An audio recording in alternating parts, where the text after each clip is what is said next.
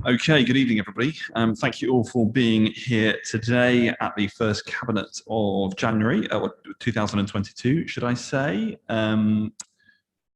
Despite the government having cancelled Plan B restrictions largely as a fig leaf to their breaking of copious rules at number 10, we continue to operate a cautious approach to the lifting of restrictions. So we will continue to operate the Council's policy of wearing face masks in meetings unless making direct contributions. And I'd thank and I'd ask people to follow that rule. We will begin today's Cabinet agenda item with apologies for absence, and I believe we have apologies from Councillor Mathewes. There are no urgent matters, declarations of interest. Any declarations? No. In that case, matters to be considered in private. I think we don't have gold papers. So items for decision. That's correct, you're right. We do have 8 and 10 in which there are gold papers. If members do wish to refer to gold papers, please do indicate before doing so, as we would need to clear the gallery, and I'd ask if you could please avoid that. Minutes of the previous meeting, are there any corrections? If there are none, are they agreed? Agreed. Appointments to subcommittees and outside bodies. Don't believe there are any. None. Okay, so items for information. Number 7, Ealing's Children's Services Ofsted focused visit. Councillor Nagpal.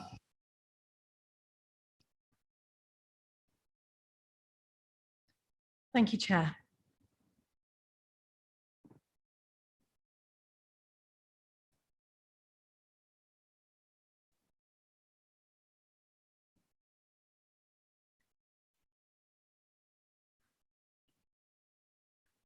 Sorry, I was just finding my notes, Chair. So this report covers the outcome of the November Ofsted focused visit to Ealing Children's Services, looking at the local authorities' arrangements for care leavers. The inspection concluded that there had been a sustained focus on services for care leavers since the last inspection in 2019 by elected members, senior managers and partners, all of which has resulted in what inspectors described as significant and tangible improvement. The overwhelming majority of care leavers in Ealing are in receipt of services and support that meet their unique needs. Care leavers are supported by a dedicated and passionate workforce, and that the work with care leavers is underpinned by a strong and effective strategic partnership and a comprehensive care leaver local offer. Specifically, inspectors noted that such progress had been made within the context of a global pandemic, and that was a testament to those key partnerships, both inside and outside the local authority. The inspectors did offer advice on one area, which was that the corporate parenting approach perhaps needed a bit of a refresh to ensure that the progress of care leavers and the effectiveness of services continues to be seen as a priority. I mean, we're a new administration, and the leader as chair of the corporate parent panel and I have wanted to make some changes and to put the focus on our young people. And so, you know, we already, work is already underway. A workshop took place with Cabinet, and that was held in November. So we are taking that advice seriously, and we're already acting on it. Thank you very much, Councillor Nagpal. Councillor Milliken, I believe you've got a question. I do. Thank you, Leader. Appreciate that. I have 1 or 2 questions for Councillor Nagpal. I'd like to just start by thanking the Director sitting behind me. So we had a very helpful meeting last week when she explained the background and so on, although obviously I'm familiar with much of it, and she answered my questions. So I really appreciate that. And I'd like to extend my congratulations to the Director. I think her team have done a great job at pulling us through from what was a difficult time 2 or 3 years ago with the Ofsted inspection. So I think I'd like that on record, and I'm sure we can all recognise that. So the questions I have really relate to the democratic process largely. So 1 or 2 questions for Councillor Nagpal.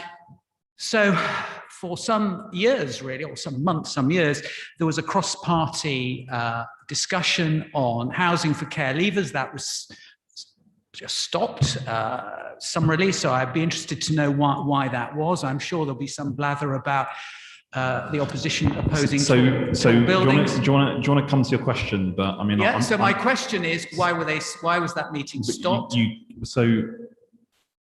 I've asked a question. Yeah, that's fine. There was an email chain, Councillor Milliken, in which you were included, in which you specifically consented to the end of that working group. Now, we can certainly reproduce those emails. If you didn't wish to continue to consent, if you didn't wish to consent to that working group, then perhaps we would have completed it. And I do believe from the minutes of the previous corporate parent committee that was discussed. So I just find it a little bit unusual that you're now seeking to make a political point out of something which you yourself agreed to. Leader, if I might say, I was somewhat pushed into that decision, and it was a summary decision, and out of graciousness I did consent to it, but I'm not sure I particularly agreed with it, and I know the points that will be made. But I do have another question, perhaps a more recent question, relating to the workshop that was held some weeks ago that you and or Councillor Nagpal, I suppose I'm referring to, held that. And the first I knew about it and the cancellation of corporate parent a week or two ago was through the whips. I had no knowledge of this whatsoever. And I'm surprised that the corporate parent committee as a whole this was not brought to for discussion beforehand. Now, I don't necessarily disagree with the whole idea of the workshop, but I was surprised. So I'd be interested to know why that was, why there wasn't wider discussion with corporate parent, which frankly is a majority from the majority party. And as part of that workshop, one of the recommendations tonight, and one of the points tonight, is that there will be a member of cabinet assigned to each of the streams. And there's no mention in the report tonight of which cabinet member is assigned to which stream there. Item is 310. So I'd be interested to know which cabinet members are being assigned to which of those work streams from the committee. In all honesty, Councillor Milliken, Councillor Nagpal, if you forgive me, in all honesty, could you turn your microphone off? Thank you. In all honesty, I was preparing to thank you for the collegiate nature in which you have operated during your entire service on the corporate parent committee, and thank you for the constructive way that you've worked with us through a particularly difficult time and the support that you've shown to our officers. And I'm sort of flabbergasted that perhaps because we're in 2020, we're now in a situation, quite frankly, you seem to be appearing to make cheap political point scoring off of corporate parent. So let me answer those two things in turn. You were privy to a conversation and a workshop in which we were focusing on the housing arrangements for looked after children. There was a work programme to which you were part of, which concluded, to the extent that it is now within the report that you have seen, both in terms of the government's own advisor and Ofsted, positive. You consented to end that task and finish group because it had come to the end of its term. So if you wish to continue the workshop, the task and finish group, very happy to re-establish it. The second point in terms of corporate parent panel, as you know, the Plan B restrictions came into force. It came into force before the new year. We've made it very clear that we wish to radically change the way in which corporate parent committee operates. We have to find a way of bringing in our strategic partners within the local strategic partnership, as well as, by the way, making sure that cabinet collectively, as the ultimate decision-making forum for this authority, has more of a contribution to make to corporate parent, that it shouldn't just be limited to either myself or Councillor Nagpal in the context of our executive roles. And the workshop that political cabinet held was very much about making sure that every member of this cabinet wants to contribute towards the objectives of ensuring that those who are in our care, who need it most, where the state has taken the ultimate decision to take them into our care, are all contributing to that central goal. Now, it was the case after feedback from young people, for whom are always the centre of those meetings, that they didn't particularly want to work on Zoom. So we've got a meeting in March that's already in the diary after a constrained period of time, in which all of this information, the workshop that political cabinet discussed, and the work that officers have been doing to refresh the corporate parent structure, to make it more agile, and to give members a greater degree of input along with stakeholders, where all of this will work. And Councillor Milliken, as a member of that corporate parent committee, you will have ample opportunity to contribute. So I'm not going to take any, you've had the opportunity to ask questions. I've given you ample, I really think, Councillor Mason, I really have. You have been quite critical of the points I made, and I really feel I should make the opportunity to respond. And I can ask them as a question, if you like, rather than make a point. But as you know, I have been very collegiate with corporate parent. I've thanked Councillor Carolyn Fair behind me. They do an excellent job. I am very collegiate, which is why I'm surprised that this has not been brought to the democratic process through corporate parent for the change. I don't disagree with running the panel, I absolutely don't, but I was surprised that this was not the first I heard about the cancellation was through the whip, simply because I'm a whip. So I was surprised, and on that I am very disappointed with, and hence my question is a political one in the sense of the democratic process rather than the support for officers. Well, you will be very welcome to continue to contribute to corporate parent in the collegiate spirit in which you have engaged in corporate parent for all the time that you've been on the council. And I look forward to that discussion at the next corporate parent panel, corporate parent. Items for decision. Number 8, Children's Services Capital Approvals. Councillor Nagpal. Thank you, Chair. So this report informs Cabinet of the proposed high priority condition capital works to schools that will take place in the summer 2022 holiday period. The report seeks approval to invite and evaluate tenders for the programme of works. The works include fire safety works, asbestos removal, building fabric works, electrical refurbishment, heating systems work, replacement of hot and cold water systems. The overall programme this year is 5.6 million. And it's great to have this investment in our schools. Thank you very much. Any contributions from Cabinet? Other than to say, the administration investing in the fabric of our schools, making sure that they are fit for our young people. So with that, can we agree?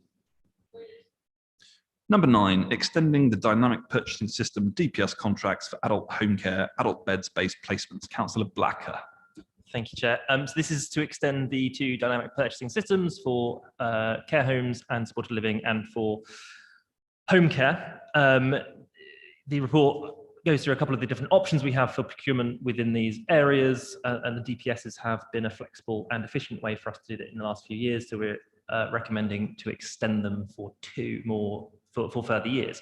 However, efficient procurement systems alone will not solve the crisis we face in adult social care.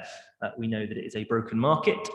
We know that demand is going up, and we know that the acuity, the needs that people come to us with is going up as well. And simply being able to efficiently procure services for those residents is not going to solve those issues. We need the government to step in to have a real plan and real funding to fix the crisis in staffing, in costs that are going up that providers face and the costs that we face. And it is not fair to put the burden on the local taxpayer to fix that themselves.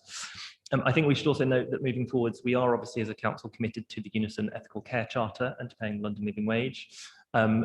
We do not currently require that in all of these contracts, although many of the providers obviously do.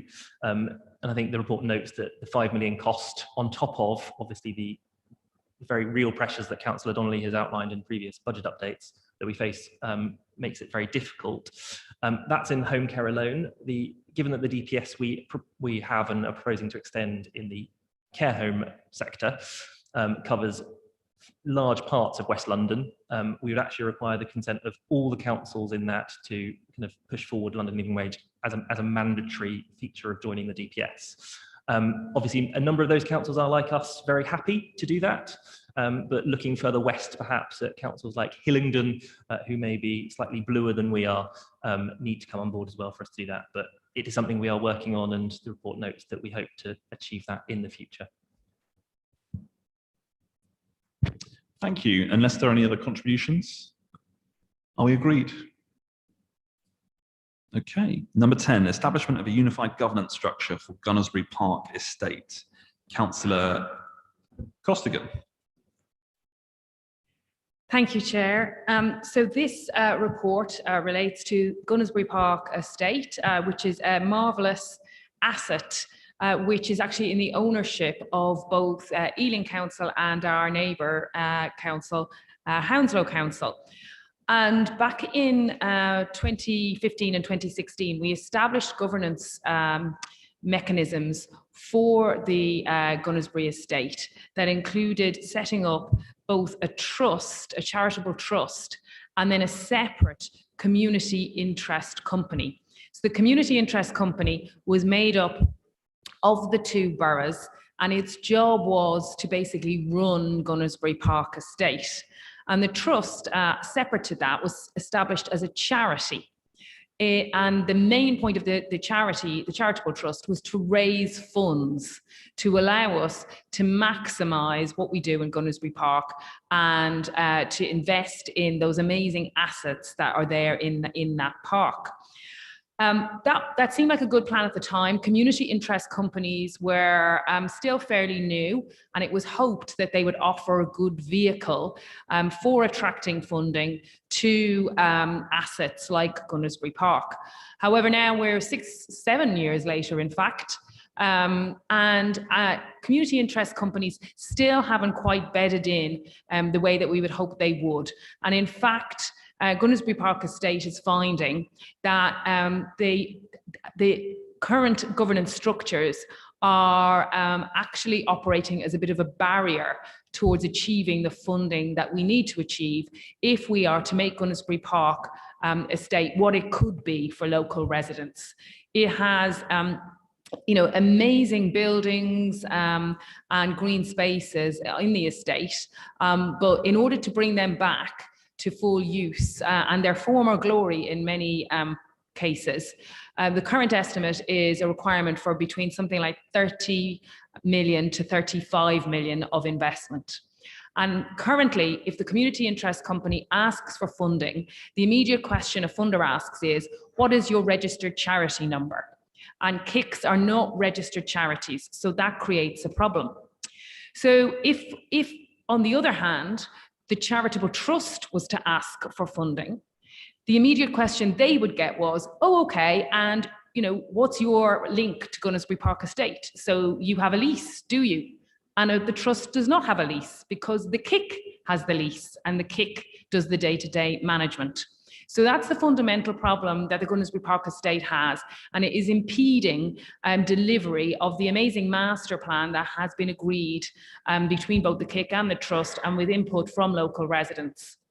So in order to overcome that issue, we have looked at this along with Hounslow Council, and we have come up with a new governance structure, which basically amalgamates the Trust, which is a charity, and the community interest company, which holds the lease. And instead, we will have one board, and that board will continue to include 2 members appointed by the local authorities, 1 each from Ealing and Hounslow. But what it will mean is that the lease will then be held by that new trust, and it will also be a registered charity. So it will be in a far, far better position in order to access the up to £35 million of funding that we need to access if we are to bring the park back to its former glory, as I say. I would just say that we have ensured that the Gunnersbury Park Estate will still be safely held for future generations within Ealing and Hounslow. Although we are of course ceding some power, and sometimes local authorities worry about ceding power, but I think as a local council, Ealing Council is very much in favour of working with local residents and where it is the right thing to do, getting local residents to take over public assets and help us to run them in a way that's best for the local community. And I think this solution is a way of doing that whilst maintaining the ultimate ownership of the estate, which still remains jointly with Ealing Council and with Hounslow Council. There are also further safeguards, including, as I say, representatives on the board. The board is not quorate unless there is one of the local authority reps on it. We will also be part of appointing the first and subsequent chairs and the initial membership of the board.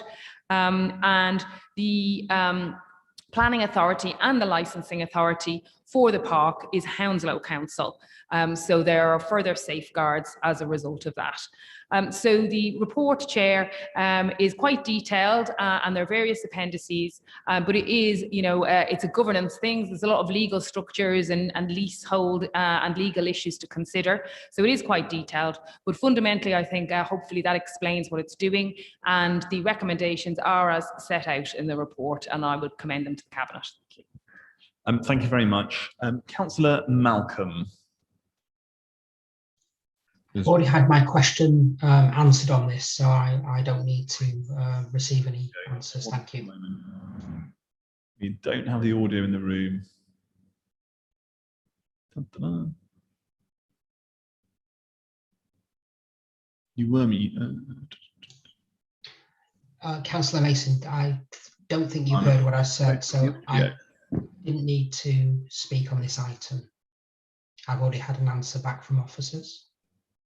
No, I can only see your lips moving, Gary, I'm afraid.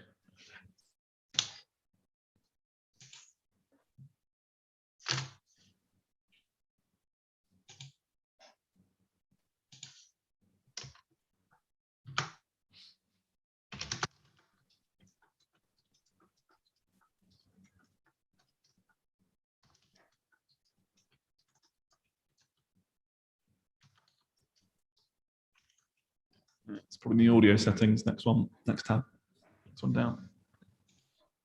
No, you're in there. Go back to that. Go back to that screen. Chair, I think Councillor Malcolm has written in the chat, I do not wish to speak on this item as I have heard back from officers. I saw that with my eagle eyes. So maybe what we can do is, whilst we move on to the next item, if we can just sort of fix the audio in the room. I think we just need to set the output, don't we, on the audio. So I don't know if anybody can lend some assistance. Okay, right. We will, in that case, take any contributions from members of Cabinet. If there are none, can I ask that we agree the report? Agreed, thank you. So, items for information. Recommendations of the Overview Scrutiny Committee relating to the Fishers Lane cycle scheme. Councillor Costigan. Sorry, if you just bear with me, and I'm just going to move my agenda onwards so I make sure I'm at the correct item. Yes, so this report is basically a response to recommendations from the Overview and Scrutiny Committee, who heard a call in on the subject of Fishers Lane in the autumn. I'm just trying to get down to get the exact date, Chair, but it is in the report, so I'm sure people can check it themselves. But the Scrutiny Committee scrutinised the Cabinet decision on Fishers Lane, which had been made about a month previous to that. And they considered in detail, they heard from members of the public and from the Cabinet members, both myself and Councillor Blacker. And a result of the discussion, they decided that they would uphold the Cabinet decision to make the closure of Fishers Lane permanent. They did add two recommendations to that endorsement of the Cabinet position, and that is that we would look at a safety audit of the site to ensure that the closure to motor vehicles, it's still open to buses, I should say, but to ensure that the closure to motor vehicles didn't didn't cause any safety issues on the site, and also to ensure that we were working with Hounslow Council in terms of publicising the decision making on their side. So officers have produced this report, but the basic points are that we have looked at the site as to whether there are any safety concerns. One of the issues people raised was lighting, and we have committed to doing an assessment of whether further lighting is required once the scheme is made permanent. There is a proviso to that, in that the actual, it's a bridge under the railway, so it actually belongs to Network Rail and not to us. So we would need to speak to Network Rail and get agreement from them in terms of any changes to that infrastructure which they own. But that is something we will do if we find that there's a requirement for that once we make a decision on whether to make it permanent or not. We have no specific we've had no specific evidence or reports of any other safety issues at Fisher's Lane, but we will make sure that we keep that under review once it is made permanent. In terms of Hounslow Council, Hounslow did agree to also close the road on the 4th of January. So they've come to the same decision as Ealing, and they agree with the decision that we took. That has been put out on social media, I believe. And, you know, I think officers and myself have taken on board the comment that we always make sure that we work with our neighbouring boroughs. So I think that's it. It's a fairly straightforward report. Thank you, Councillor Costigan. What we will do, hopefully if the audio is working, I will give Councillor Malcolm the honour of going first. He's also a ward councillor. Give it a go. Thank you, Councillor Mason. Can you hear me? Well done to the team who got that working. Go ahead, Councillor Malcolm. Thank you. Yeah, the portfolio holder may or may not be aware in the ward of an attempted murder not too far from Fisher's Lane, which the person was charged and is now in prison, thank goodness. But there is a real fear of crime in the area. With the level of light generally. In this area, there was a number of people who responded to the council, to councillors and yourselves as portfolio holders on this issue. There was the one lady who was very clear in her testimony about how important that was to her and her movements. So one question I've got is, have you surveyed the residents around the area who may use Fisher's Lane to walk through there to see if there are any issues from their perspective? Because I've done that, and there were many people who emailed in the council and people who've told me there's a general fear of crime, and particularly at this location. So I do have some concerns regardless of whether Fisher's Lane should be open or not. The second thing is, when you look at the actual photographs, to me the photographs show from the Ealing side it looks pretty damn dark. From the other side, it looks more moderate, but you know, whenever you go from Hounslow to Ealing and back again, or vice versa, you've got to go both ways, and that particular way looks very dark. And I've gone through there countless times, and it doesn't feel to me a real safe place to be if you're a vulnerable person.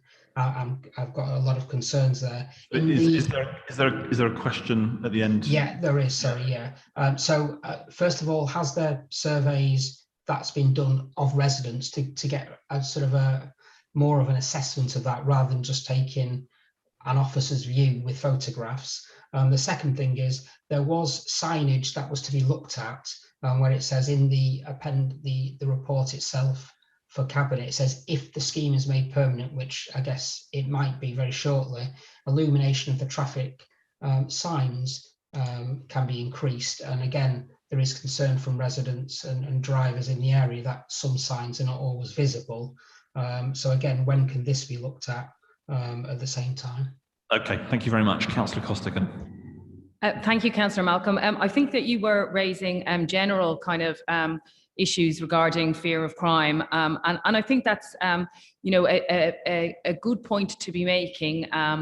It is something that Ealing Council is taking very seriously, and that's why I know my colleague Councillor Raza is currently running a survey of women and girls in the borough to ask them to identify where they may feel unsafe in the borough.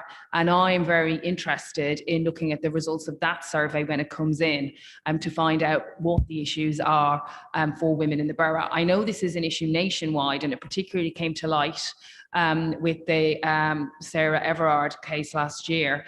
And, you know, Ealing Council, I think, has been very much on the front foot of making sure that we take, you know, the everyday issues of safety that women and girls face on board, and that we, you know, listen to residents and make sure that we act on what we hear from them. So we are taking that forward, and we will be looking at that.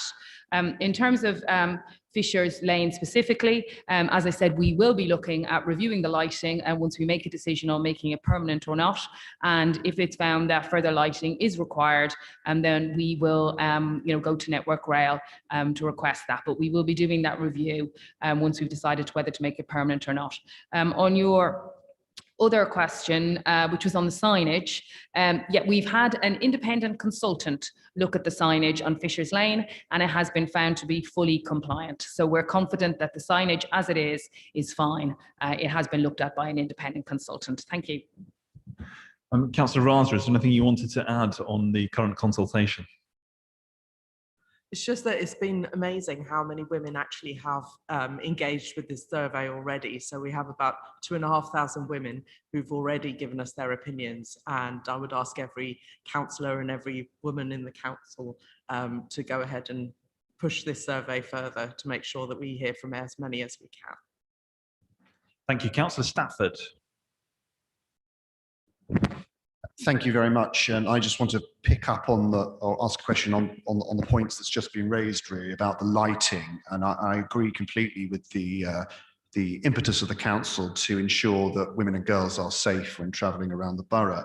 And given that there clearly is concern from residents about the lighting at Fisher's Lane, and as a local myself, I can see it on a daily basis. Can you explain the rationale?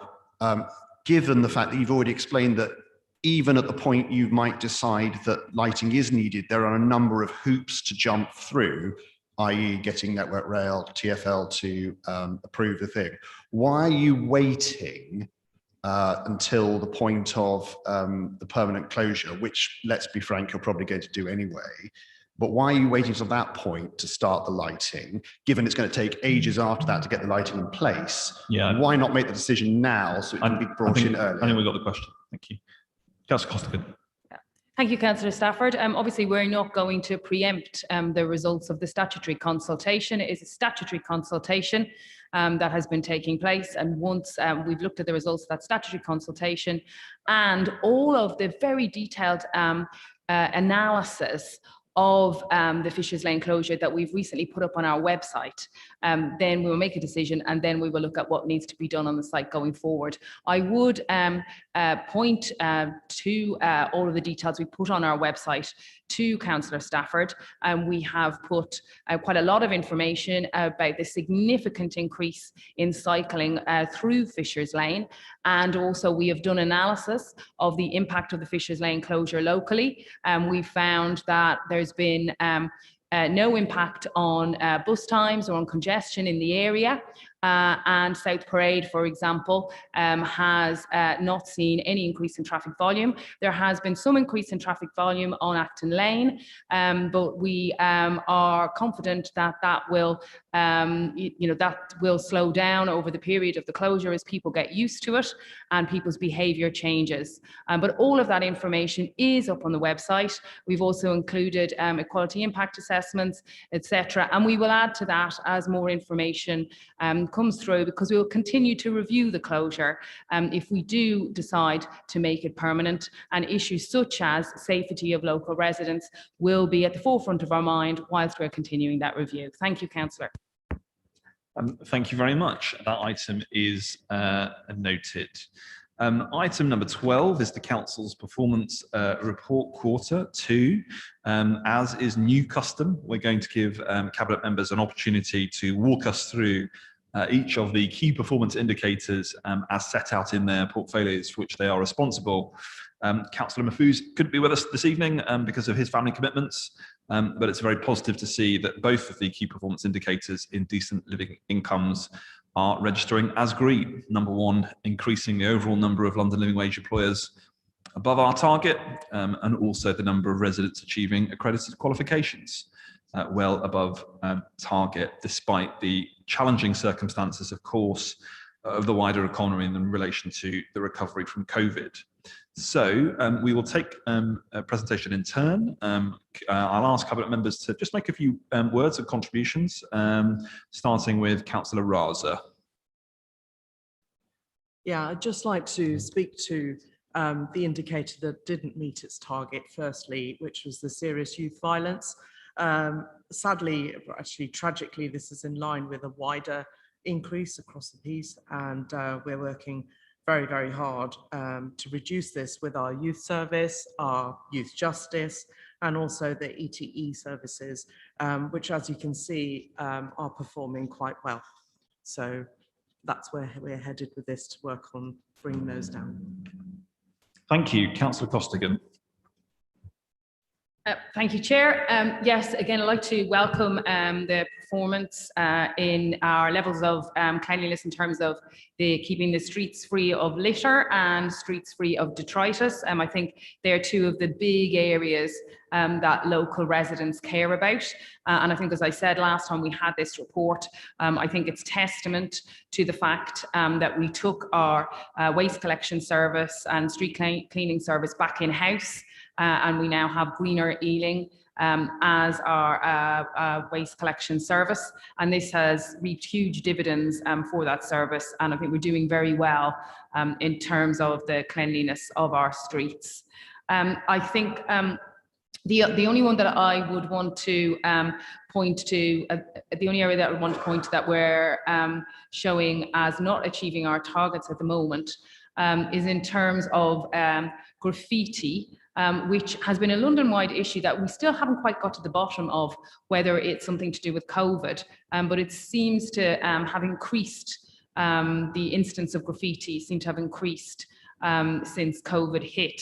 However, I'm glad to say that actually we are still doing a great job in removing graffiti within the timelines that we commit to. So, it's more people are kind of committing graffiti, as it were, but we're cleaning it up quickly. So that is very heartening to see. We are continuing, not just across London, but across the country. We're continuing to see an impact on recycling levels as a result of COVID. And although we have seen some increase in this quarter in our recycling, so that's quite positive, and hopefully we'll be back on track shortly. And some of the changes we saw over COVID perhaps might not be so long term. I would say that a very, very positive change that we've seen is we have been rolling out our food waste to flats service, where we have dropped communal bins at many of our blocks of flats. And we've also given caddies to the property holders there. And we have also targeted properties where people are less engaged in the food waste service. And we've good news in that already. In the last 12 months, we have reduced the amount of food waste that makes its way into the residual waste by 40%. So that's actually a really, really big success, I think, for Ealing. And one of the big problems all councils have is people putting their food waste in the residual waste. Not only is it bad for the planet because it creates really harmful emissions, but it also costs us money because it's much more expensive to get rid of residual waste. You pay a gate fee for it to go to an energy from waste plant than it is to recycle food waste. So actually it's saving money for the council as well as saving the planet. So I'm really delighted we're doing so well on that. Thank you, Chair. Thank you very much. Councillor Blacker. Thank you, Chair. Just draw your attention to the two red indicators in Healthy Lives, the child excess weight indicators for 4 to 5 and for 10 to 11-year-olds. And these are worse than we would like. I would just ask Cabinet to note, however, that this is an indicator that fluctuates quite a lot through the year and between years. And Ealing does actually come out generally in line with the London average. This is not necessarily just an Ealing problem, this one. Why is that? We know that lockdown has not been very good for young people. and particularly the economic impact of lockdown has obviously had an impact on the quality of food consumed, and that's not going to have been helped by a cut in universal credit. It's not going to be helped by a rise in national insurance contributions, and it's certainly not going to be helped by a huge rise in energy costs for families as well.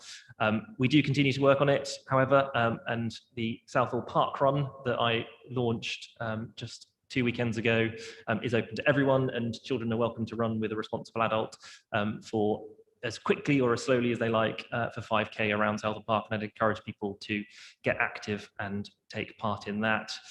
I do want to thank Jackie Yates and her team in adults for the wonderful performance in waiting times for assessment, which you'll see is below target and actually continues to come down as well. So some of the latest figures I've seen are even more impressive than that in the report. So thank you to her and her team.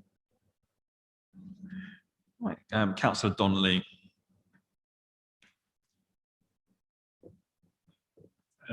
Thank you, Chair. On sickness absence, Omicron has had a more negative effect on sickness absence than the predecessor variants, because I guess it became more widespread very quickly. But we have seen just in the last month signs that the corner's being turned in terms of attendance. So we are hopeful that we'll return to target. Obviously, our staff have done a tremendous job for us, as I say every time, in the responsible way in which people have worn masks at work and in public meetings for the most part. Though not all councillors, I think, have set the same example.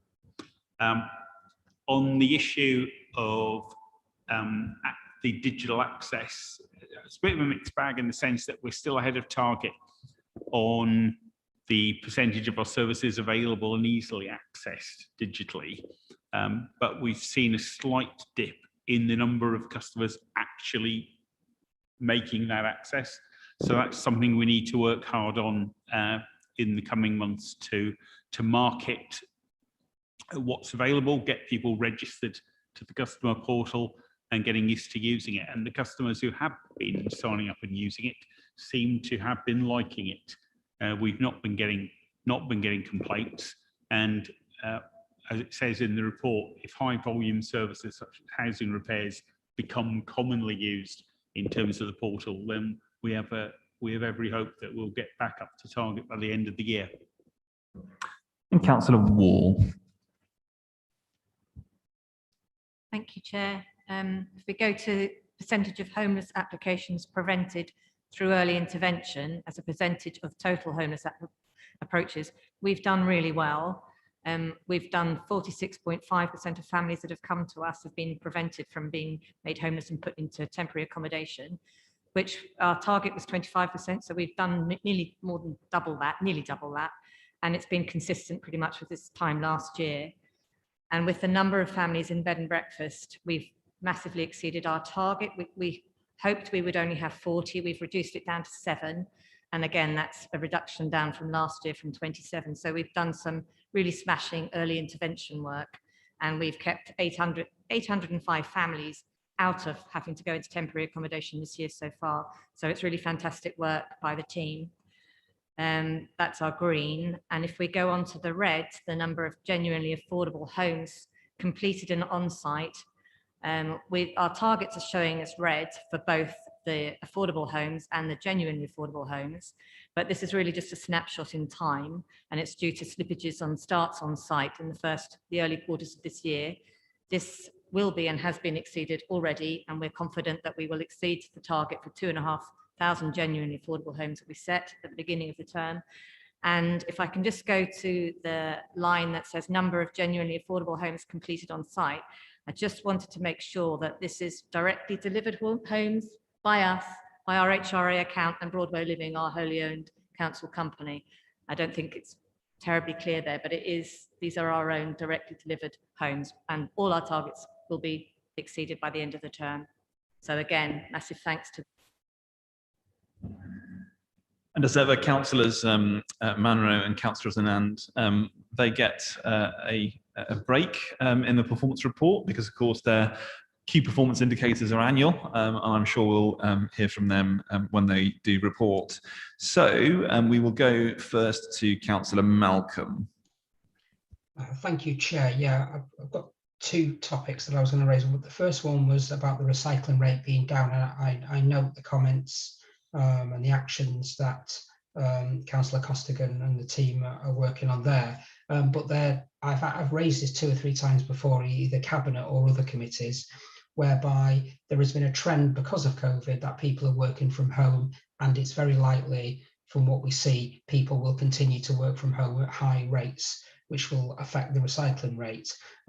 So what is the council doing in terms of messaging to get to those people? Because I think doing the other stuff is what I would call business as usual. What are we doing on the messaging to get to those people who so far are causing a higher recycling rate, but actually they don't know some of the services that might be available to them? My second question relates to the digital, the online services, and I note the comments the portfolio holder mentioned, but this is a time really when more people want to use digital stuff or are being forced to because they can't visit the town hall or the council in person. Some of the observations I've had are that when people want to register for services such as to register an electric car charging point, they can't do that. So part of it is the content is just not updated or is accurate. Emails are bouncing when people do that. So what is the council doing on that front to make sure it's all up to date and that content is actually accurate? Thank you. And Councillor Nagpal, I actually have to seek your forgiveness for a second time this evening because I omitted to ask you to present. So what we'll do is we'll just quickly answer those questions and I'll give you an opportunity just on those KPIs. So let's take Councillor Costigan first. Thanks, Councillor Malcolm. Actually, one of the biggest areas in the residual waste, that is the problem and that we have to pull out of the residual waste is, as I said earlier, the food waste. So that is the area that we need to focus on in terms of messaging. We need to get people to stop putting food waste in the residual waste. That is what increases the tonnage and reduces our recycling in the way we have seen over the last year. And it may be because people are working from home much more. So they're making their lunch, they're perhaps having breakfast that they might not have had previously. They might have gone to Pret on their way into work, but now they're having breakfast and they're having lunch, and all of that food waste is ending up in the residual waste. And that is one of the biggest issues. So the work that I mentioned earlier in my response, where we have delivered leaflets and free caddies and in fact free biodegradable bags to households who do not participate in the food waste service, and also where we have rolled out brand new black communal food waste bins to our flats in the borough. That's the key work that we need to do in order to bump up our recycling. It's actually the food waste that needs to be the focus. And I'm glad to say that's what the team is focusing on. And we're already seeing our work in that area come to fruition. Thank you. Councillor Donnelly. Yeah, thank you, Chair. It's difficult to comment on how individual services have worked in particular times for particular people. I mean, and say in principle, we want to expand the number of services that can be accessed digitally. We want to make those services user friendly, and we want the greatest number of people to use them as a result. And we'll continue to look for ways to do that. Where residents are finding a problem with our service, if it's not working as advertised, then I hope they or Councillor Malcolm or any other member to whose attention it's brought will feed it through to the team, and we'll work to improve it as quickly as we can. Councillor Nagpal. Thanks, Chair. So firstly, the indicator that didn't meet its target. The increase in looked after children is driven by a significant increase in unaccompanied asylum-seeking children over the first 2 quarters of the year, which is 24 versus 7 in the same period last year. We expect to see the number of unaccompanied asylum-seeking children to continue to increase through to the year end. As we know, many of them are coming from Afghanistan, and Ealing is a very welcoming borough. We're very supportive of our vibrant Afghan community, and whilst many councils up and down the country have shied away from welcoming unaccompanied asylum-seeking children, we have welcomed them in Ealing. The percentage of 16 to 17-year-olds not in education, employment or training, this is green, 0.4% against a target of 1.5%.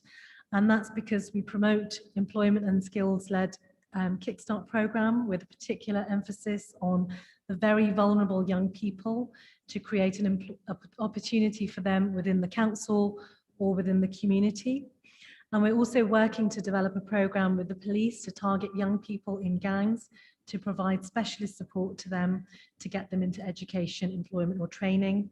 And we also have connections workers in all our youth centres to support young people, and connections workers also work with our secondary schools and special schools to provide employment, education and training support to our 16 to 18-year-olds.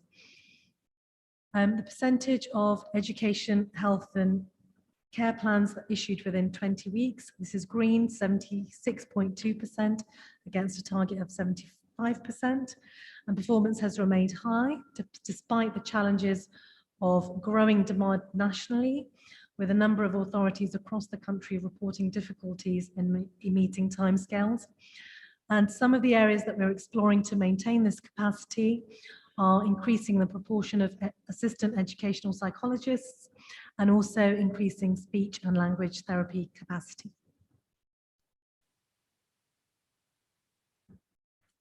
And Councillor Stafford. Thank you, Chairman, and a number of my questions have been touched on, so I'll skip over them. Suffice to say, just on the communications, the online communications and services, I found to my own cost over Christmas, it seems where you want the council to do something for you, it's pretty difficult, but when you have to pay the council money, it's very straightforward. I think that imbalance needs to be picked up on. In terms of the recycling, which is the only other one I'm going to focus on, I think there are two areas, one of which the portfolio holder has touched on, which is the food waste recycling. And obviously we have to note that the previous year, the year to date, we had a full lockdown, whereas this year, in the year to date, we haven't had a full lockdown, and yet food waste, unrecycled food waste still increased. In the last three reports, the portfolio holder has said that flats recycling is the key, and she said it again. When is flats recycling actually going to, food waste recycling actually going to come in? The second part, and my second question, is around the garden waste collection. And the report states that essentially there's a deficit, I think, of 200 tonnes, i.e. that's between that which is collected from curbside and that which is the depot, 200 tonnes. Given that discrepancy, would it not be a good idea to reduce the charge, perhaps even to zero, to people to collect garden waste from the curbside to increase recycling rates? I'm just, Councillor Costigan, if you forgive me. I do find it, actually, I find it offensive for the party opposite to be speaking of rights and responsibilities in governance, when for the last 2 years, your government have issued instructions to the public in terms of maintaining rules in lockdown, when all we have seen come to light over the last couple of years, last couple of days, has been quite outrageous. So if you want to give us a lecture on rights and responsibilities, then I think you perhaps need to look in the mirror. Councillor Costigan. Thanks, Chair, and thanks for those questions. Yeah, in terms of the garden waste collection, certainly we will be going out with comms on that to try and increase people's to increase subscriptions to the service. What I would say is that you don't necessarily have to sign up to the garden waste collection yourself. If you've got a smaller garden, you can club together with your neighbour, and you can pay for one subscription, and you can both put your garden waste into the bin.